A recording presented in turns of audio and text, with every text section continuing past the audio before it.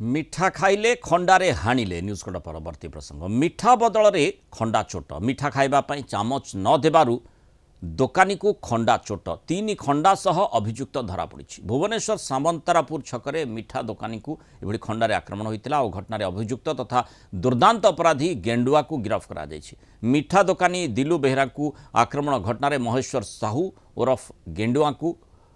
Police गिरफ्त करी गत 5 तारिख में लिंगराज थाना सामंतरापुर छकरे आतंक खेली गेंडुआ और तार दुई सहयोगी दिलु मिठा दोकान रे मिठा खाइबा पई किनिबा बेले चामच मागी आ बदल रे प्लास्टिक चामच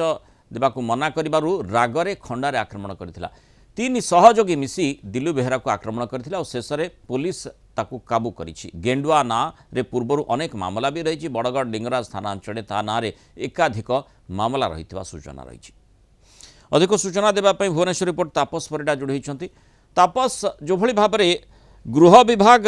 जमिति आज जो श्वेतपत्र जारी करिछि गृह विभाग पक्षर जो आपराधिक सूचना रही है केते मात्रा अपराध रही 2,29,881 धर्तव्य अपराध 2025 मसीह होती मोटामोटी शांतिपूर्ण रही बोली सरकारी रिपोर्ट कहूँ ता भितर 1368 हत्या मामला मध्य रिपोर्ट होती बोली कहुई किंतु जो चित्र आम प्रत्येक दिन देखुचे ये तो बिल्कुल अलग कथा देखा जाउची जेमती माने साधारण सामान्य घटना को नहीं मिठा खाइबा और चामच मागिबा यही प्रसंगटी आ खंडा चोट ता भितर बिल्कुल तारतम्य ही रहू नाही जड़े खंडा चोट यही मात्र में खंडा धरी बुलूछंती कि अपराधी तत्व माने जोथि पई ए भली घटना गुड़िक देखा मिली राजधानी रे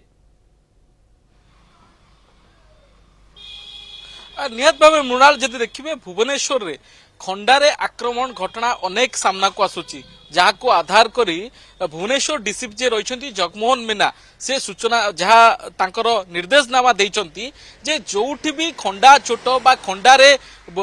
सर्वसाधारण खंडा बुलाइबा एभली घटना आसीबो से सब घटना को आर्म्स एक्ट रे केस करी से अभियुक्त मानक गिरफ्त करने आज जदि घटना आम देखा जे गत 5 मार्च रे जो भाव में सामंतरापुर छकरे गोटे मिठा दोकानी को सामान्य मिठा खाइबा को केन्द्र करी जड़े अभियुक्त जे कि महेश्वर साहू जहाँ को आज गिरफ्त करा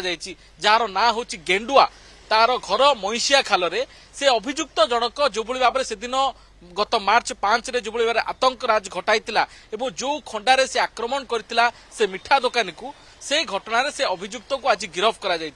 गत 5 मार्च रे सामंतरापुर छकरे थिबा जो मिठा दोकानी दिल्लू बेहरा को से आक्रमण करथिला केवल से एकाकी नुहे ता सहित आउरी 3 सहयोगी मध्य थिले 3 जण जाक मिसी तांकू जो भली भाबे मरणात्मक आक्रमण करथिले से घटना परे एक जेतेबेले सीसीटीवी सामना को आसीथिला पुलिस नजर को ए अभियुक्त सेबेठू चंपट मारिथिला अर्थात तापस जेमती आमे देखुचे जे गोटे साधारण घटना गोटे मिठा दोकान रे मिठा खाइबा पई जने जाउची एवं ता निकट रे खंडा भी रोची आउ ता सहित ता सहयोगी मध्य रोचंती अर्थात स्पष्ट भाव में स्पष्ट दिवालोकरे अपराधिक तत्व माने घूरी बुलुछंती काहाकू केतेबेले आक्रमण करिवे केही कल्पना करि पारिबे नाही इठी जेमती देखा जाउची मिठा दोकानी केबे मिठा देबा बेले भाबी नथिबो जे एई भली गोटे अपराधी मोर दोकान को आसीची मिठा खाउची आ जदि मु चामच न दउची मते से खंडा चोट मारिबो अर्थात बेझिझक भाव में खुलम खुला खंडा धरी अपराधी माने बुलुछंती किंतु कहार किसी निघा नहीं से भली लगुच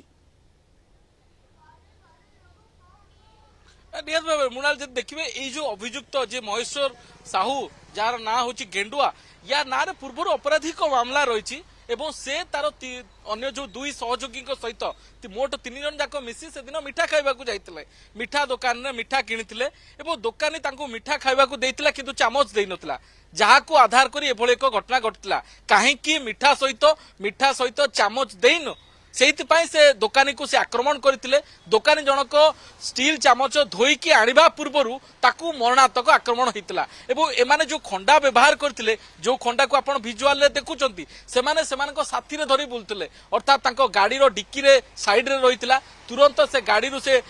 खंडा को काढ़ी दुकान भितर पशुंट दोकानी को मरणात्मक आक्रमण करछंती केवल दोकानी नुहे दुकान मालिक अन्य किछि कर्मचारी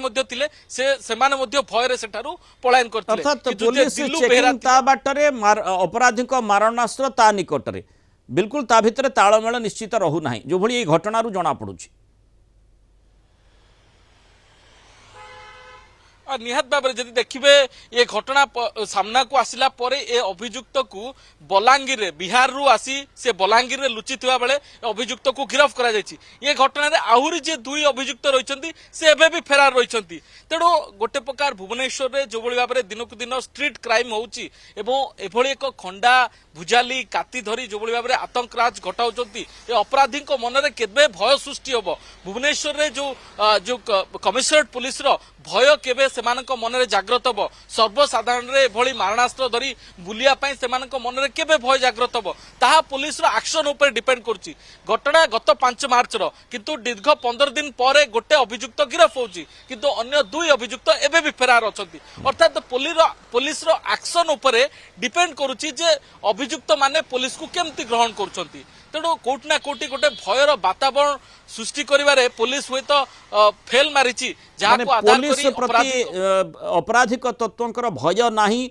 एई कथारु ही प्रतिमान हेउछि। जो भली भाव में आम देखुचे खुलम खुला अपराधी माने बुलुछंती जहां आपण कहउतले जे स्ट्रीट क्राइम सेति पई राजधानी अनेक सूचना मध्य आम देखुचे विभिन्न समय जो सूचना गुड़िक रिपोर्ट गुड़िक आम निकट को आसूची सेइथिरु ही जना पड़ुछि। गृह विभाग रिपोर्ट जहां देले मध्य किंतु प्रकृत स्थिति जहाँ रही ताही बयान करुछि लोके बुझुचंती कौन स्थिति एठी रही। धन्यवाद तापस सूचना रे आम सहित रही।